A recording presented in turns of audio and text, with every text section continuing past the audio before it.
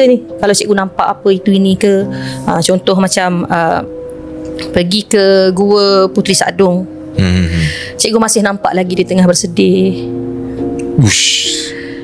Sudah nampak juga. Aduh, cikgu. Bila dia dicurangi oleh Raja Abdullah, dia masih bersedih lagi dalam gua dia. Dia bawa diri dalam gua dia. Masih lagi tengah menyisir rambut, masih menangis. Rasa dia sakit, macam kena tikam hati dia.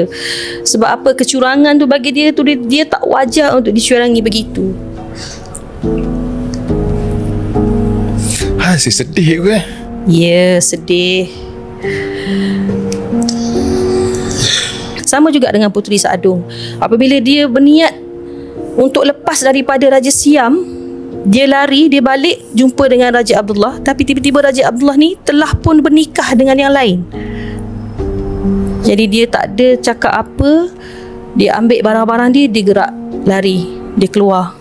Tapi ada orang tuduh dia tikam Raja Abdullah dengan gunting ataupun salah satu senjata yang dia simpan dekat sanggul dia. Kat rambut dia? Ya. Pandai tahu kat rambut. Pergi mana tu? So dia tikam. Tapi sebenarnya bukan dia yang tikam. Malah dituduh tikam lagi. Lepas tu dia lari bawa diri lagi. Raja Abdullah pun mati. Berkelanalah dia daripada bukit ke bukit, pergi situ ke sini untuk merawat hati dia. Alih-alih dia gaib.